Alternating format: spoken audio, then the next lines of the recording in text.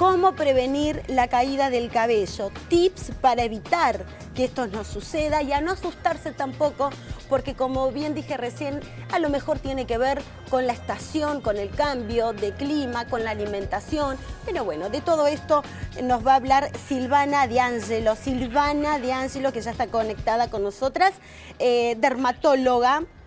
Silvana D'Angelo. Silvana D'Angelo, ¿cómo estás? Muy buenas tardes. Gracias por atendernos. Hola, muy buenas tardes. ¿Cómo están? Bueno, muchísimas gracias a ustedes por la invitación. Para mí un placer. Gracias a vos, Silvana, por atendernos. Y con esta pregunta, ¿no? Con esta duda, esto que sucede, nos pasa a todas las mujeres, pero también a los hombres. Entonces nos preguntamos por qué se produce la caída del cabello. ¿Tiene que ver con la estación? ¿Cómo lo evitamos? Bueno, mira, es súper importante lo que aclaraste, que tanto en hombres como en mujeres puede suceder caída del pelo. Mira, si bien hay un tema estacional que en primavera, otoño, ¿viste? Como si alguien tiene mascotas como los perritos y los gatos que cambian el pelo. Bueno, hay una sucesión de caída de pelo mayor y con más frecuencia en esas estaciones del año. Pero también hay que tener en cuenta que existen muchas causas de caída del pelo y uno tiene que tener en cuenta cuando ya es fuera de una cantidad normal del pelo. Y otro dato importante es que entre 100 a 150 pelos por día a todos se nos cae y es algo normal. Ah, ok. Entonces, sí, hay una caída del pelo normal entre 100 y 150 pelos por día. Y el pelo tiene un ciclo de crecimiento, ¿no? Y hay veces que está alterado por diferentes causas. Por ejemplo, lo que nos sucedió muchísimo estos últimos años, estos últimos 3 años después de la pandemia, es un efluvio telogénico, ¿sí? Que es una caída que es difusa y en todo el cuero cabelludo no se sabe bien, fue después del COVID, si es porque uno tuvo COVID o por el miedo a haber tenido COVID o haber casi tenido, o porque justamente le bajaron las defensas. La cuestión es que tenemos muchísimos más casos después de la pandemia, ¿sí? Y existe una real caída que se llama post-COVID. Post-COVID, me sorprende esto que está diciendo Silvana, perdón la interrupción, pero me quiero detener un momento acá. ¿Tiene que ver, por qué post-COVID? ¿Tiene que ver quizás con el momento de sedentarismo que estuvimos pasando, ¿no? Con el aislamiento, metidos en nuestra casa, con el estrés, quizás. Sí. En realidad, por eso no está, digamos, identificado bien cuál es la causa, el causal, pero se sabe que hay pacientes que tuvieron COVID y después del estrés y el proceso inflamatorio de la enfermedad, porque el COVID desencadenaba como una tormenta inflamatoria generalizada. Sí. Lo hayas tenido leve o grave, después de haber tenido el COVID, la mayoría de las personas algo se les caía el pelo, como un proceso inflamatorio posterior. Pero hay personas que no tuvieron COVID y sin embargo, por el encierro, por el estrés, por el pánico que pasaron, o por el miedo a tener COVID, o como efecto adverso, quizás no demostrado, de las vacunas, también se les cae el pelo. La cuestión es que tenemos un porcentaje muy alto de personas que se les cayó el pelo después de la pandemia. Y eso también tiene que ver con esto que vos decías de no solo el sedentarismo, sino el hecho de que uno estando en la casa muchas veces, o en la gran mayoría, se alimentaron peor que cuando tenían su ritmo diario y habitual. Mucha gente aumentó de peso. Reunimos muchos factores, entonces, Silvana, en este caso, el estrés, durante 2 años cambiamos nuestras rutinas, también la alimentación, bueno, eso es muy importante. Y con los pacientes que se acercan, ¿les recomendás qué tipo de cosas? Como para evitar la caída o, por lo menos a corto, mediano, largo plazo, evitar que se siga cayendo. ¿Alguna vitamina quizás? ¿Algún cambio de producto?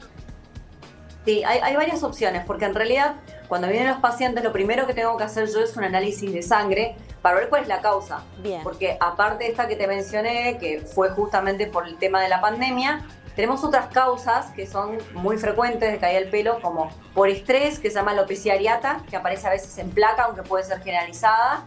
Después como peladitas, ¿no? De moneda. Sí. Después también está la alopecia que es cronoandrogenética o androgénica, que es en los hombres y también en algunas mujeres por el tema hormonal y la testosterona. Después también tenemos alopecia post-embarazo, ¿sí? En el puerperio, por déficit alimentario, en cambios hormonales, como por ejemplo problemas de tiroides, ¿sí? Y es importante que uno investigue la causa. O sea, yo trato que cuando venga el paciente se haga un análisis de sangre y en base a eso ver las causas. Por déficit alimentario, por anemia, en fin, hay muchísimas causas. Por reacciones locales, por ejemplo, por la dermatitis, ¿viste lo mal llamado caspa? Sí. El exceso de seborrea también puede ser causa de caída porque tapa los poros y eso hace que no le llegue el oxígeno y la nutrición adecuada al bulbo piloso. También hemos visto, mirá, qué cosa que hace poco tiempo presentamos un artículo en un congreso, viste que yo doy muchas clases, caída del pelo por contractura cervical, por estrés que contrae, sí, hace una contracción del músculo también de la calota, ¿sí? Del músculo del cráneo, y eso por supuesto evita que llegue el oxígeno y los nutrientes al bulbo piloso. Mira. Es muy importante. Sí, así que hay varias causas. Hay varias causas. ¿Rango etario tiene que ver en niños, adolescentes, adultos? Hasta ahora todo lo que estuvimos hablando, bueno, por el niños es menos frecuente. Sí, en niños es menos frecuente, pero después el resto, dependiendo de la causa, el abanico es muy amplio. Porque ponete a pensar que por estrés, por estudiar, un estudiante en la secundaria, en la facultad, puede caerse el pelo, por mala alimentación también. Y después por cambios hormonales van transitando los distintos grupos etarios. Así que es muy amplio. Claro. Si bien se puede suceder en niños, es lo menos frecuente, pero en realidad en cualquier grupo etario. Y volviendo a la pregunta que me hiciste vos, ¿qué se le puede dar a los pacientes? Mira, hay tratamientos que lo que mejor está funcionando hoy en día, dependiendo de la causa, después volvemos a eso, pero el plasma rico en plaquetas, por ejemplo, es un tratamiento muy lindo porque viene el paciente, solamente se le saca sangre como para hacer un análisis de sangre, pero se procesa en una centrífuga y yo le inyecto los factores de crecimiento. Es uno de los tratamientos que más se está utilizando para caer el pelo con excelentes resultados. Después mesoterapia, que son como unos pinchacitos donde uno coloca también vitaminas, minerales, algún producto para frenar la caída. Pero también se le puede dar algo para tomar al paciente, ¿sí? Como vitaminas, ¿sí? Antioxidantes, que fortalezcan el pelo, porque muchas veces no se les llega a caer, pero vienen por pelo fino. Esa es una consulta también frecuente acá que tengo yo en el consultorio. Claro. Entonces se le puede dar vitaminas, claro, aminoácidos. El pelo fino se quiebra. Claro, tiene que ver. Y también la consulta va con esa, no solamente por la caída, sino que también estos tratamientos, Silvana, sirve también para el pelo que a veces se pone débil y tiende a quebrarse por la mitad y también, ¿no? Es notorio. Claro, opaco, quebradizo, ¿sí? Que también, un tema que no es un tema menor, es el exceso de productos que uno usa en el pelo. Exceso de planchita, exceso de formol, exceso de tintura. Si bien nadie va a dejar de hacerse cosas en el pelo para estar prolija, pero evitemos el abuso, ¿sí?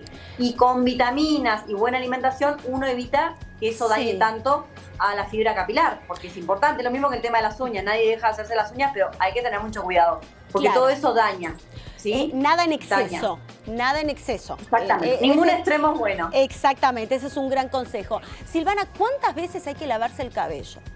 Hay personas que se lavan obsesivamente 2, 3 veces por día, en el día. Hay otras que días por medios, depende, ¿no? Porque a lo mejor te haces un color y decís, no, para que dure más me lavo día por medio, 3 días por medio. Hay muchos que utilizan, te hago 2 preguntas en una.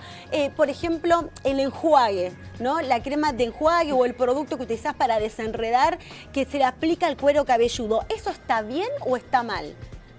Bueno, eso depende de tus preguntas del tipo de pelo. Así como cuando yo digo las cremas depende del tipo de piel, bueno, acá depende del tipo del pelo.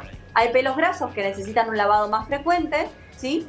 Y hay pelos secos que quizás lavándolo cada 2 o 3 días es suficiente para esa persona. Bien. Lo que sí es importante tener en cuenta que si no hay buena higiene en el cuero cabelludo, como te dije recién, puede haber caspa o depósito de microorganismos y eso hace también que altere la microbiota, que es el ecosistema que hay en la piel, en toda la piel y en el pelo, y eso va a producir alguna enfermedad y posible caída del pelo también. En eso también hay muy buenos estudios últimamente de cómo altera la microbiota en la caída, calidad del pelo, así como altera también en la calidad de la piel y en el envejecimiento. Y eso está relacionado con la alimentación. Silvana, muchísimas gracias por esta comunicación. La verdad es que ha sido muy productiva porque nos sacaste un montón de dudas y para todas las personas que están pasando por este proceso, hola, ¿qué tal? Me presento. Es que no nos asustemos, que todo tiene una solución y que solamente tenemos que saber el factor, por dónde viene esta caída del cabello, que aquí Silvana ya nos dio cuáles son los resultados y para prevenirlo, por supuesto, hay que tenerlos en cuenta. Silvana, te mandamos un abrazo enorme. Muchas gracias. Beso enorme a vos y a toda la producción. Gracias por la invitación. Gracias.